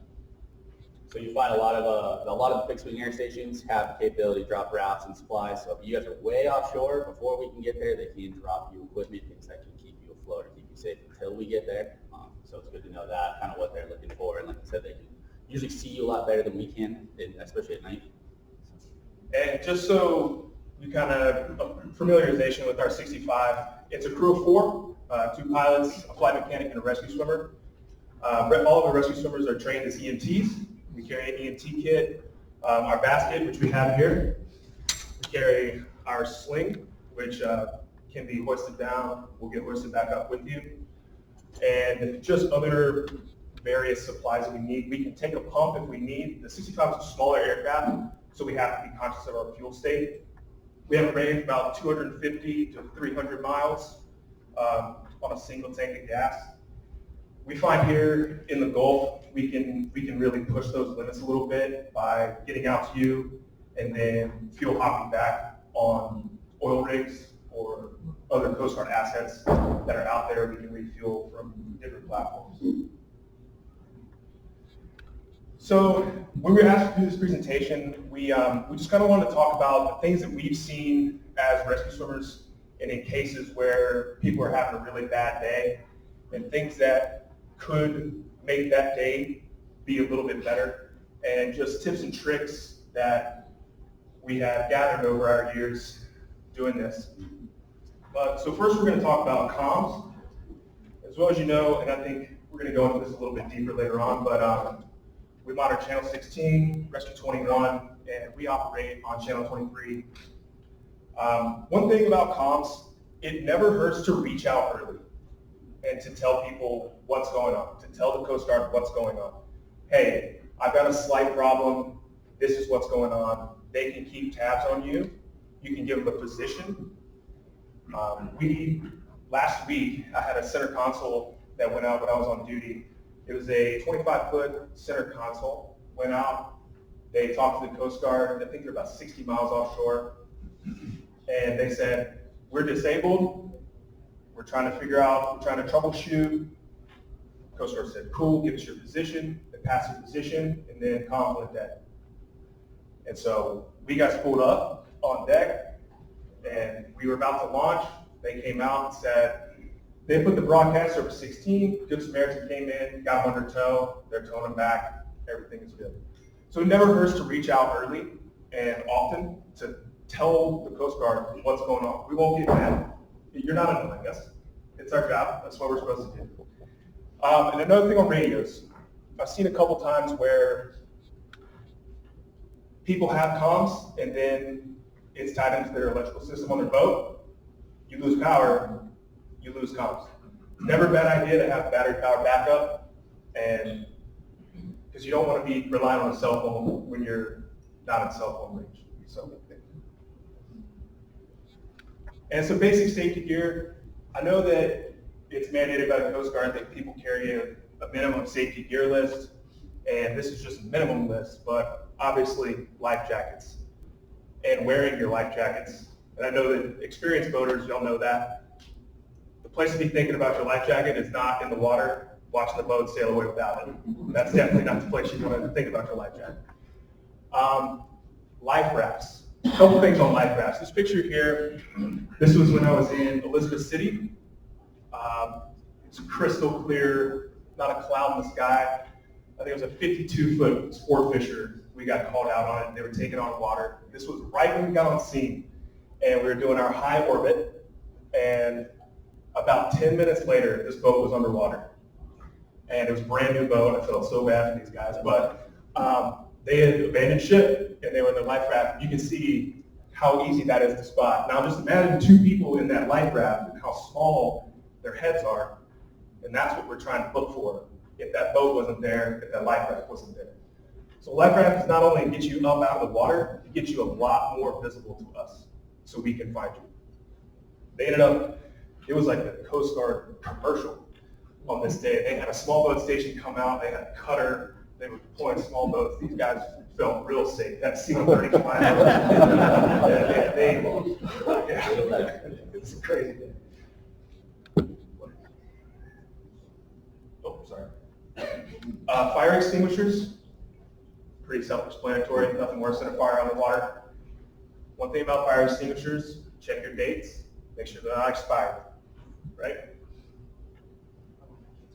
I've seen fires on boats before. I worked on the Jersey coast before I was here with our boats, and within 10 minutes I saw a boat on fire burn all over the waterline. So everything we make our boats out of is extremely flammable. Most of you guys know there's fuel, there's all sorts of other things on there. So yeah, acting fast. I'm sorry. Can you use the microphone? Yeah. Thank you. So I was talking about fire extinguishers and how quickly on boats you'll burn to the waterline. Everything our boats are made out of are extremely flammable. So we fiberglass, you got your fuel, you got all your oils and everything on there. So yeah, like you said, checking dates, being real conscious of where your extinguishers are, your whole crew knows where they are, having multiple, it's always a good idea. Having that raft on board, because if you're on fire, most likely you're going to get in the raft and get off the boat. But that's one of those things, it's a huge asset to have if you can at least maintain until we can get there. And one more thing on life rafts. You want to make sure your life raft is big enough, right? You don't want 8 people on the boat and a 4-person life raft. That's a tough conversation to be had in that situation, right? You guys hang out here. We'll be, definitely want to make sure you have enough life rafts, or enough life raft space for everyone. E-PERBs down here in the middle. We carry an E-PERB in our harness, a personal E-PERB. It's exactly that ACR one right there. If I had to pick one thing besides the radio, that's probably it. I've had multiple stories of activations, accidental activations. In Savannah, I had a guy light off his ether, gets out fishing, and we flew in, said, that's him right there. Radioed down to him, he said, yep, I bumped it, sorry. And he turned it off, no harm, no foul. But, I mean, we flew a direct line, probably 100 miles offshore and found him. So, EPIR is vital. So, in terms of signaling, we're going to talk about us. Say we were out looking for you. You're in the water. You're on the boat. What are different things we can use to signal the aircraft during the day, and then we're going to go into some nighttime stuff as well. All right. So number one, I didn't put it up here, but your radio. On our aircraft, we have a direction finding capability. Sometimes you'll hear it on 16. People asking for long counts. That's it swinging our needle on our dash, and it's pointing us directly to you, and we can fly. And we might do that, go another 20 minutes, do it again, and that will help us hone in on you and find where you are and where your boat is. Obviously, you have smoke. That's a big signaling device. Big blue water, big red cloud of smoke. Pretty easy to find. And then, of course, you have a sea dive marker like goose. Watch the canopy goose. And they're floating around in the sea dive. Helicopter came straight to them. Oh, and also with distress signals, some people say flares, daytime flares, parachute flares, handhelds. I had a case in Savannah. We were flying back into the airport, and it was a bright day, not a cloud in the sky, sun beating down directly overhead, and a fishing boat actually shot a parachute flare to the side of off the side of our aircraft. But since it was so bright out, we didn't see it as an air crew. Another vessel saw it. They had a foul prop. They hit a crab pot, but another vessel saw it, called it in. We did a circle, went down, helped them out, got them back in. But just be conscious of daytime flares when it's super bright out. When you're further offshore, that's probably easier to see. But you get into like cultural landscapes and stuff like that, it can get lost very quickly on a bright day. So just be conscious of that. So nighttime signals. Night is a whole different ballgame. And so at nighttime, if I can pick one thing besides a radio and an EPIR, I personally pick a strobe light. Strobe light is light, it lasts a long time, waterproof, and when we fly under night vision goggles, a strobe light is extremely visible. It's almost shocking how visible it is. So, and they're not that expensive. You can put them in your life jacket. We have a Velcro patch on our helmet we can stick them to, and it lights up like you've never seen under night vision goggles. So that is a very good tool for us to be able to locate you. And when we're talking about nighttime, it's really any source of light. Strobe, you've got flares.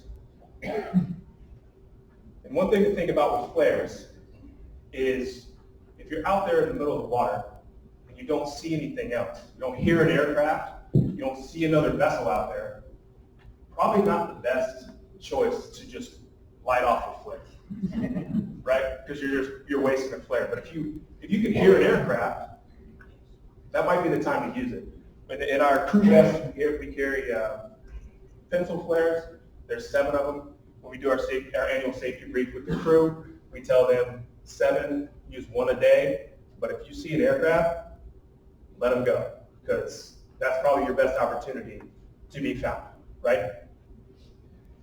And in terms of an also cheaper solution that I've thought about, chem lights, glow sticks. I had a case also in Savannah. A dad and a son got lost up in the marsh. They were out boating. The son went down. The grandfather called, said they're overdue. And so we got launched, started searching, running really low on gas. And my pilot said, "What is that?" And it turned out it was the dash light on his boat in the middle of the marsh. Just one, tachometer on his boat, that light, he saw through his night vision goggles. We circled them. Sure enough, they were there. They got lost. He decided to dock it, and we landed, picked them up, took them back home, got them sent. So any kind of light is helpful. Chem lights, we'll throw those out at nighttime when we're hoisting for a pilot to have reference, and they're extremely visible as well, and they float. So, all right. So I have a couple videos. I hope it's not too loud. Okay.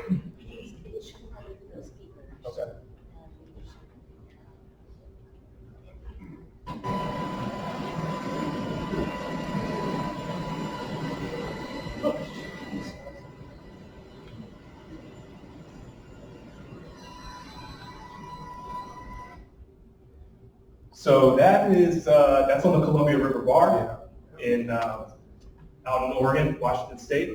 This is our advanced helicopter rescue swimmer school. I was actually at AHARS this week, and I had gone right before them. It built a little bit before they got out there, but yeah, those boys asked to be pulled from the water very quickly after that.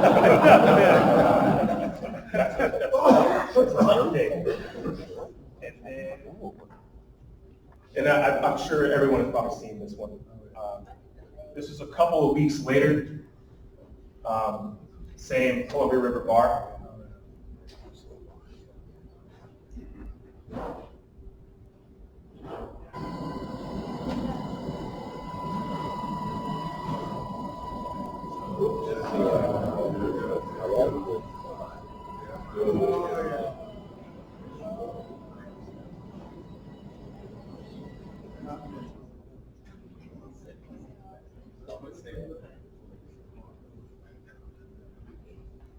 So, fun little backstory on this one. I don't know if y'all followed it in the news. This gentleman was running from the police and procured this boat from a local dock and decided that he wanted to take it out onto the bar. And subsequently lost power, got pulled into the big stuff. And this, you go to school with him? I know from before, yeah. So that was actually his first case, actual case as a rescue swimmer. They were out doing training, like the guys in the first video. This boat slowly drifted in, and they deployed him, and they pulled him out. The gentleman was taken into custody. And I don't think he wants to do that again.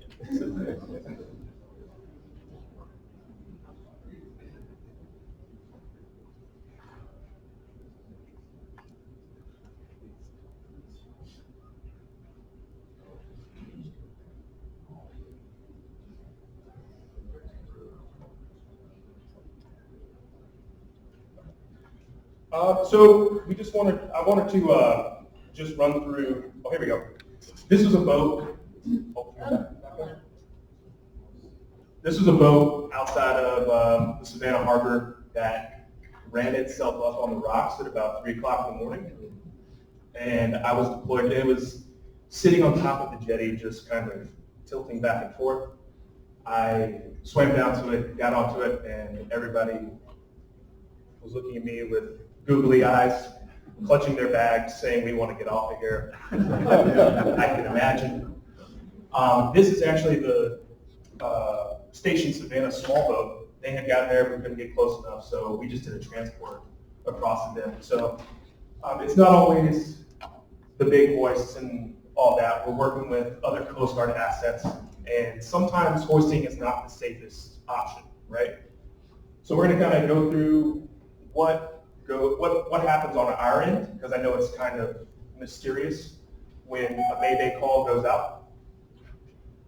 So they hail out, so you would hail out on 16, and that would be either taken by another vessel and reported to sector.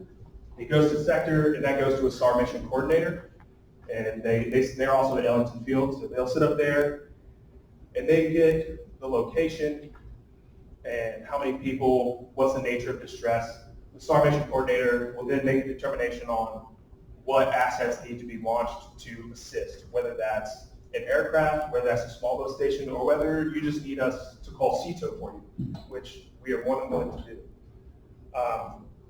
So on our end, we get launched, and we have, at the air station, we have a 30-minute launch window from the time that the alarm goes off. We have to be airborne in 30 minutes.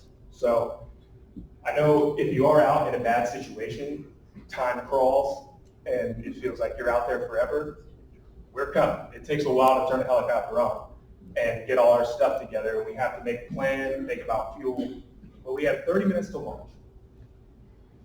And so then we're going into finding you. That's when we go back to our distress signals, our radios, our e-birds.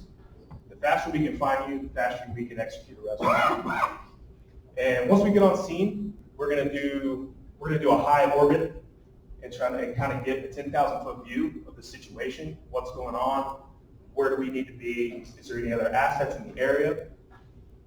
And then we're gonna, like I said, we're gonna determine the need of a hoist in an aircraft. Hoisting is inherently dangerous. That's just the facts of it. We are 30 feet off the water in a gigantic helicopter with a ton of rotor wash. It's not, if you're just disabled, is the need really there? Does the risk warrant the gain? That's our whole career, is weighing risk and gain. And so, like the life raft picture I showed earlier, hoisting wasn't the best option. There was a small boat 10 minutes away. They were in a life raft. They were comfortable, not too big seas, no injuries. So we established an orbit, and we waited for the small boat to come. They scooped them up, and everybody went home safe. So that could be another thing that happens once we get on scene. But let's say we're the only show in town. You're far offshore, the small boat's not going to get there. One of us handsome gentlemen will be deploying to the water, and we will be making contact with you. I've got a video here in just a minute. We work out. We swim a lot. But getting on a boat is not always the easiest thing. So any help that is appreciated. Okay? Whether it's a hand, a ladder you throw over, I'll talk about it in just a minute. But very much appreciated. Just remember that. Tell your friends. So once we get on, we're going to ask two things. That's what we're trained in school. Is there anyone else out here? Are you injured? Those are two things we're going to ask, minimum. And that's going to determine what kind of rescue device we call for. Like I said, we have the sling, we have the basket, we also have a litter for any kind of spinal stability issues that we're thinking about, backboarding, any kind of that. That's normally a medevac talk. Especially with the 65, we can't take that with the size of the aircraft. But we don't carry for this all the time. We can't take it. But and then we're going to explain everything and explain what's going to happen.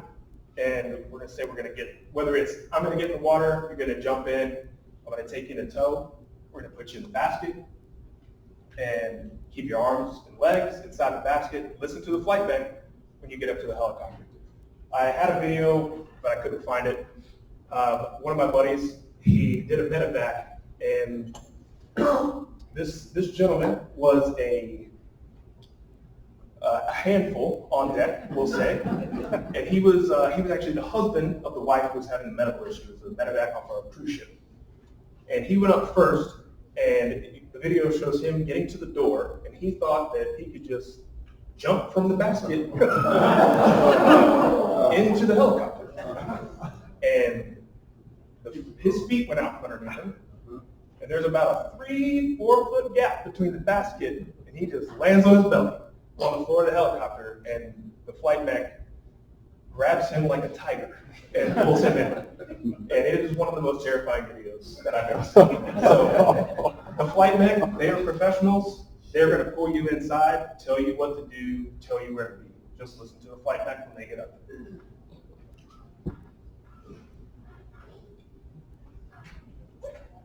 There we go. Okay, so this is this is kind of a story of when this is a case where not a lot of good things happened for me. This was, I believe, a 42-foot sailing vessel, Blue Water. They were about 80 miles off the coast of North Carolina, heading to Bermuda. It was an 80-year-old male and a 79-year-old female. He started getting chest pains and requested to be medevaced to bring back to North Carolina. Just for full disclosure, it was not dark when we first got out there. It was about 4 o'clock in the afternoon, and I was like, man, this is going to be cake. We're in that nice little medevac. He was the only one that could operate the sails. And just for context, it was about 15 to 18 foot seas and blowing about 35 consistently, gusting to 45 and picking up as we went into the evening. So he could not take his sails down, and there was no way we could hoist to the boat because the mast height was so large. So you'll see me.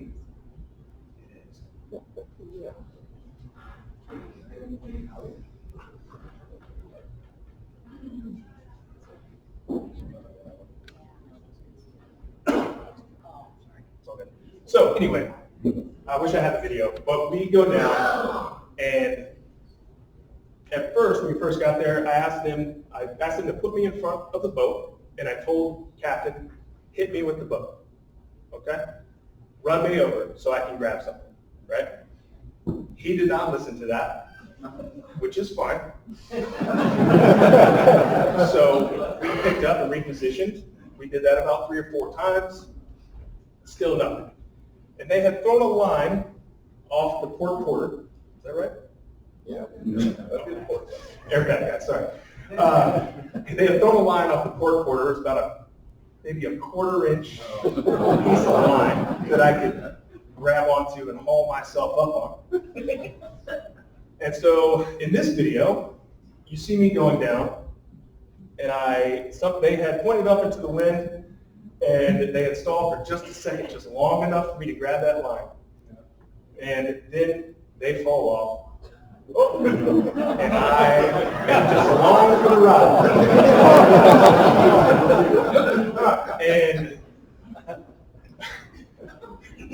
this is one of my longest nights in the Coast Guard. So, long story short, I pull myself up to the boat, and my hands are not doing great at this point while I'm water skiing. Yeah. They've got about 6 or 7 feet of freeboard on this boat with it heeled over. And so I'm moving through the water, and so I can't propel myself enough to get up to grab the side of the boat. And I'm like, maybe I'll go to the swim ladder. I don't know if you can see, there's a dinghy on the back of this boat that is slamming into the back of it. I immediately called that off. And so for about an hour and a half, I got dragged through the water on this boat as they sat inside the cabin, warm. And eventually I said, this isn't going to work. This is not going to work. They're going to have to get off the boat. So we instructed them for both of them to jump off so we can be together. And I will hoist one, send the basket back down, we'll hoist the other. Sounds great. I get back over the helicopter, we're waiting for them to jump off. The young woman comes off the side of the boat. They had put a sling down on the side. She stepped into the sling, subsequently fell off backwards, got her ankle caught on a sling, and was getting dragged along with the boat, just like I was. And I got about 10 feet from her, and she eventually kicked her shoe off, and she was in high spirits when I got to her. Seriously, she was. She was thanking me, got her in the basket. Did the gentleman jump off at the same time? Absolutely not. So he rode probably about another half mile and then jumped off. And so I got her back up in the basket. The crew sit down the sling, which to me, at this time we had been on scene for about 2.5 hours. They sit down the sling, to me, said, we're out of gas. Yeah. We got one more. Right. Sounds great. So I get to him, the flight deck ends up dropping me directly on him, which that's close, a little too close, but that's fine. And we ended up getting him in the basket. I hooked in, we did one more hoist, and we went home. But all of that to be said,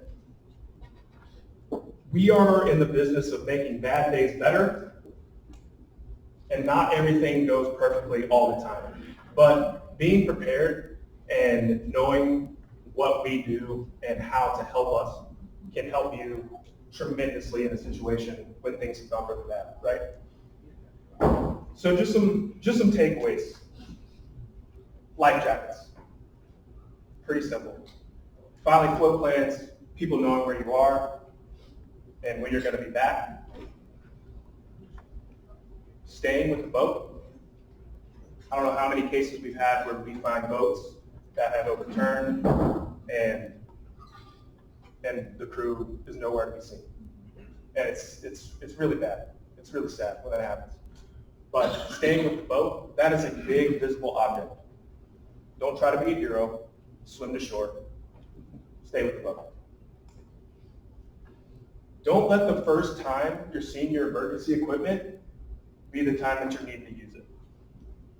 And I know this is a room of professional sailors, but every piece of equipment should be checked at least annually, if not every time you go out, right? Doing your safety checks, and just remember that no one expects it to be the worst day at any point, right? Those guys that went out on a fishing boat, they were just looking to have a good day, changed drastically very quickly, right? But thank you for your time, and thank you for having us. Does anybody have any questions for us? Actually, so we're going to hand it to... For my first question, I'm going to hand it over to one of our other afternoon speakers, Jonathan Quebec, and he's going to kind of hit some points that he'd like to highlight. Thank you. Can everybody hear me? All right, first, have a big round of applause for the guys who came by.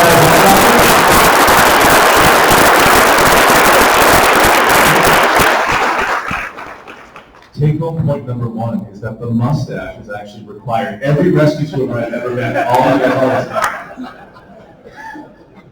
This was fantastic, but I think it's also important for you to understand what it's like to be on the receiving end of a helo coming at you. I've been on the receiving end of a helo 60 miles-ish offshore to the entrance to New York Harbor, coming back from Bermuda on a TP-52. I sent somebody home in a helo with a possible mechanism for spinal injury, and it was a fun, exciting time. But a couple big, clear memories that maybe you could touch on in our time left here before we open it up for audience questions.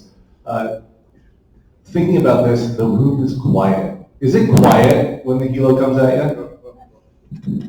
It is not quiet. That's another thing that I actually meant to speak on. When we tell you what's going on, one of the big things that I always say is we're going to go under the rotor wash. It's going to be loud and windy. Okay? And you just have to prepare for that. And that noise, we're trained to be accustomed to it, but it is a lot. Especially the 65's rotor wash is not nearly as bad as the Jayhawks. It is like pins and needles hitting you, and it is stressful. But if you listen to what we tell you to do, we're all going to go home safe. I guess I won because I got the Jayhawk. I got the Helo Air Station Cape Cod. They told me 120 knots of downdraft. Clear the deck, prepare for everything, which means loose gear goes away, anything that can blow away. Are you using radios to communicate with the pilot, or how are you communicating critical information about once you're on board back up to the Helo? We do, yes. We have in-ear comms that we use, and we operate on 23 here. And we also have hand signals in case we have comm issues. That's always a backup for hand signals. And normally when we come down into a hover, we will pre-brief what we're doing. But like I said, in this case, doesn't always go how we're going to say it's going to go, right?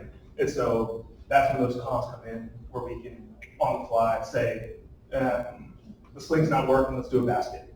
And we have communication with the helicopter. So something that was critical for us is that we were down below communicating with the helo because, again, we were not hearing anything on deck. The other great thing is a pair of ski goggles, because that downdraft, that rotor wash is pretty impressive. If you have them on the boat, they'll be ready to go. One of the things that you talked about is how we get your attention. And you talked about EPIRBs. We'll touch on AIS units in a little bit. But one of the questions that always comes out of these sessions is, what about sort of these rescue lasers? And what happens if somebody starts thinking, maybe I should tag them with a laser or go after them with a laser to help them find them? No.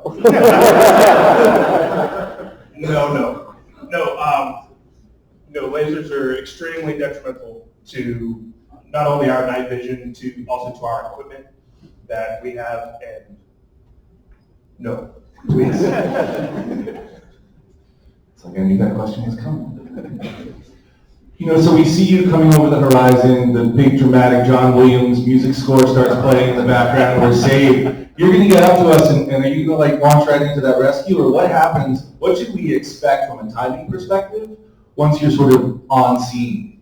Right, like I said, once we get on scene, we're going to establish a high orbit, and we're going to get a good picture of what we're doing and different assets that are there, what we're looking at in terms of sailboat size, heights of mast, boat size, what all we need to do. And while we're doing that, we are establishing a plan. We're working as a group, we're working as a crew, coming together with a plan of what we're going to do and how we're going to do it safely.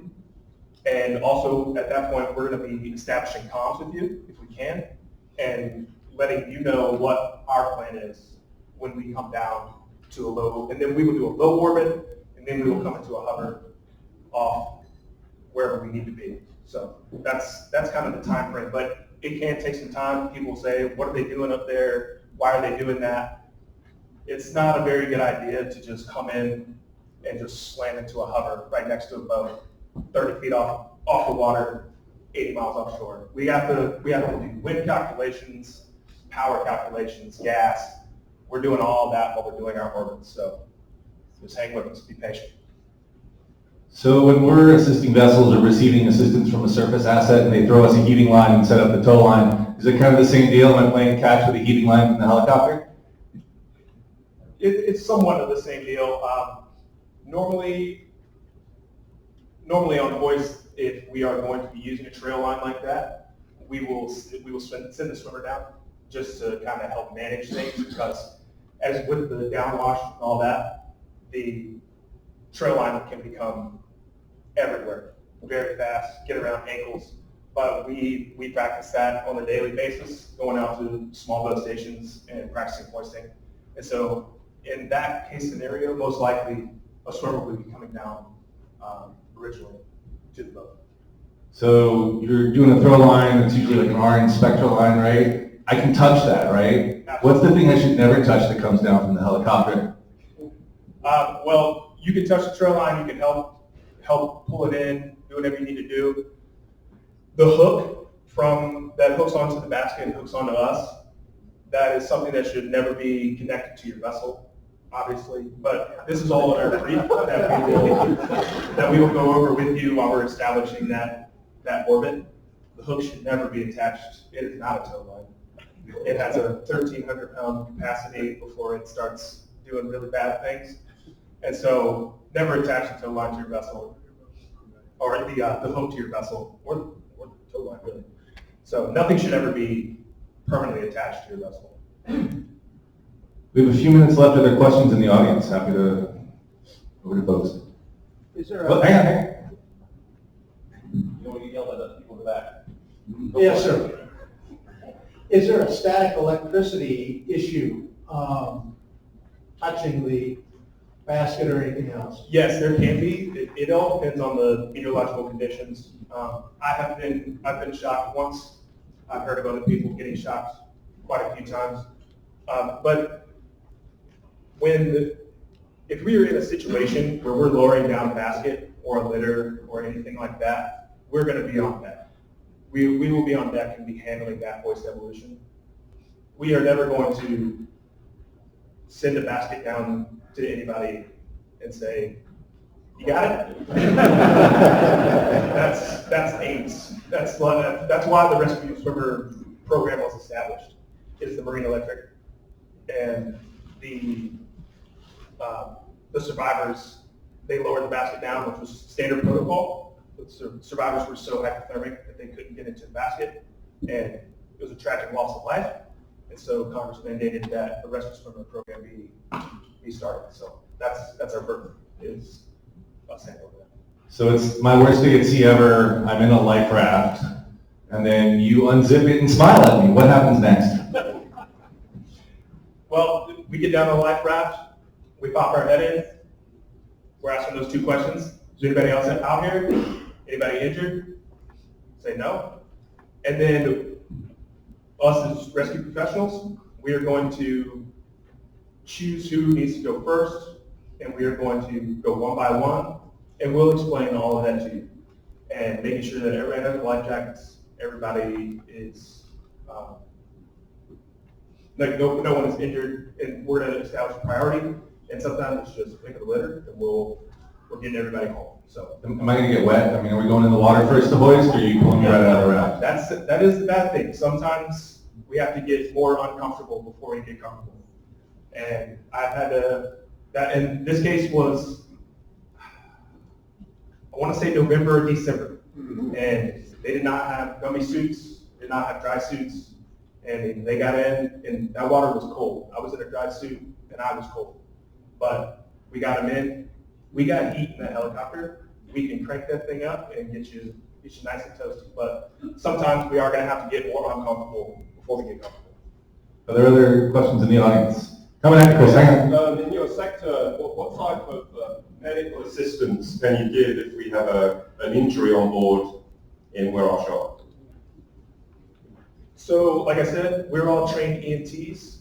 We are not paramedics, so we can't push any type of drugs or anything. But over at Sector, we do have flight doctors, and so on certain cases, say it is a medevac, and we know that there is some type of medical distress, we can get that flight doc. They can bring their meds, and they can stay in the helicopter, and then once we get you up in there, they can provide an advanced level of care that we as EMTs cannot. So, Other audience questions? Couple more. So are there conditions where you just can't operate the helo, and despite our frantic call, that it's just out of safe operational parameters for you? There are, yes. We have limitations, and the way we go about computing our risk versus gain, we have a chart, and we have limits that for training we can't go out for non-operational flights we can't go out for.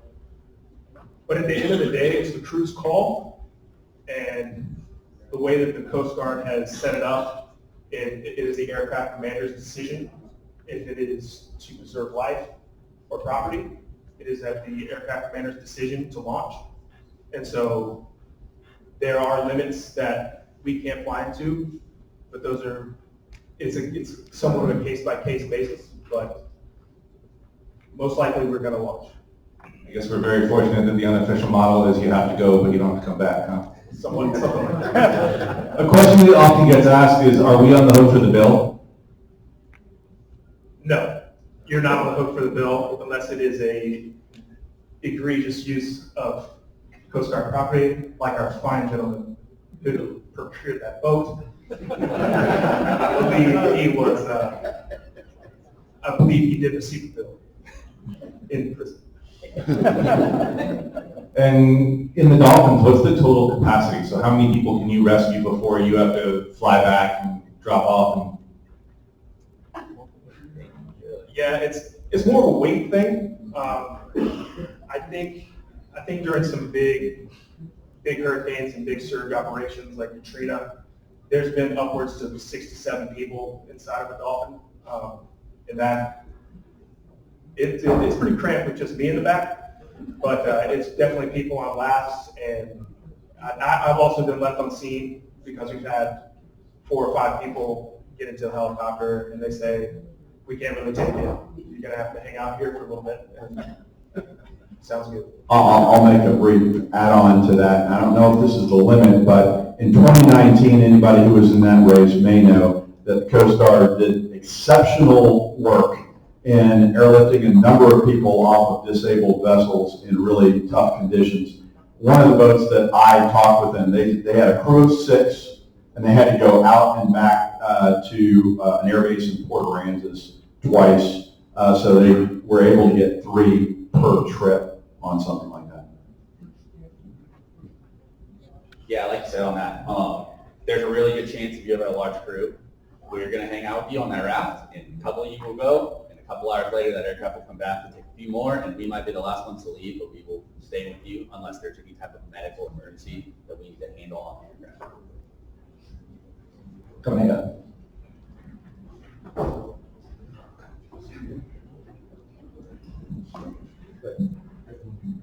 Speaking of weight limits, is there a weight or a size limitation to your rescue baskets? Yeah, so our basket's rated to 600 pounds. Our hoist hook is rated to about 1,300 pounds before we do have some safety features that are going to basically let the cable run away.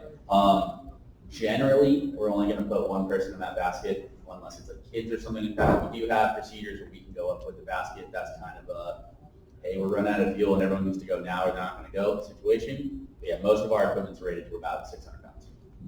If you're using the sling, are we riding up with you, or are you sending us and then you go up after? For the sling, you'll be going up with us. Yeah, we'll be attached to you going up. Most of the time, you're either attached to us or attached directly to the hook, and we'll be going up with you. I didn't know what it works. That's the timing cue, actually. How about another round of applause for our 2 rescuers?